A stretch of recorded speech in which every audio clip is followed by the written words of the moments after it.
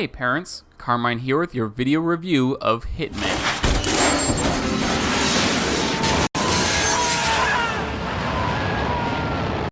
Target down. You did it. This is only the second Hitman game I've ever played. I loved the sections of Absolution that involved finding a target and figuring out creative ways to assassinate that person, but I wasn't much of a fan of the linear sections and definitely wasn't a fan of certain elements of the story. This Hitman game solves all of those problems. It had just a few missions, but an unbelievable amount of replayability. Hitman isn't just about going into an area and sniping your targets, although you can do that. It's about finding all of the creative ways to stealthily eliminate a target. Each level and each target within each level has a number of very creative ways to both directly and indirectly kill the target. Sure, you could shoot them, stab them, poison them, or snap their neck, but why not sabotage their smartwatch that it explodes when they check a virus-laden email? Or swap out their cigarettes with a poison-laced version? Or rig a video camera to blow up next to them when they're doing an interview on live television? This is the real meat of the game. Each scenario can be approached differently over and over again, and even when a scenario is completed, there are a dozen different challenges and new targets.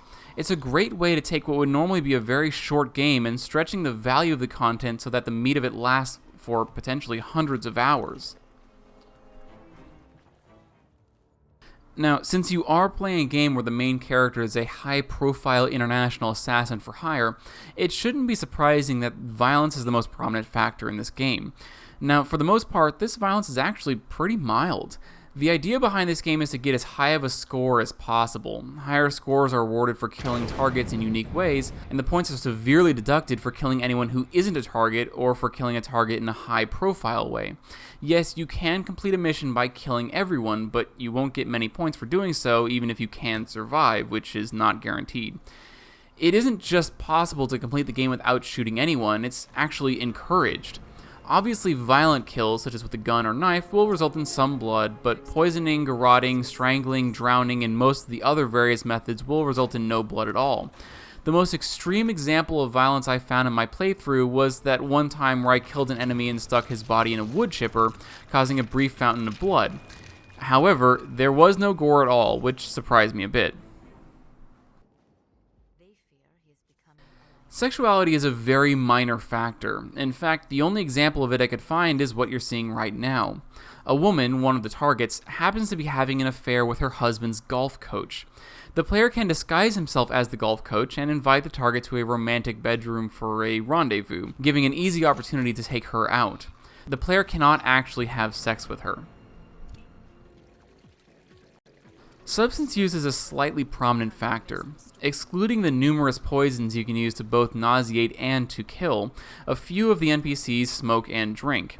These can often be used to poison a target, but the player can never use or consume any of these. You are a professional after all. Similarly, language was present but extremely rare, so much so that I don't have any recorded examples of it. Provided the player stays undetected, it's very likely that you'll avoid any example of mature language in this game. Hitman is a great puzzle game with a ton of replayability. Now that all the episodes are out, if you're into puzzle games with some minor stealth elements, I'd highly recommend checking it out. As for age, I'm giving this game a 14, mostly based on the fact that the entire game and its story revolve around you being an assassin, but I consider it bordering on the 12-year-old age rating as well. For the most part, the executions aren't particularly graphic or violent, there's little blood and no gore, and what is present in the other categories is so minor that it's easy to miss and not particularly impactful. Ghost Recon Wildlands is this month's winner on Patreon, so I'm well into my playthrough of that. Look for that and more coming soon.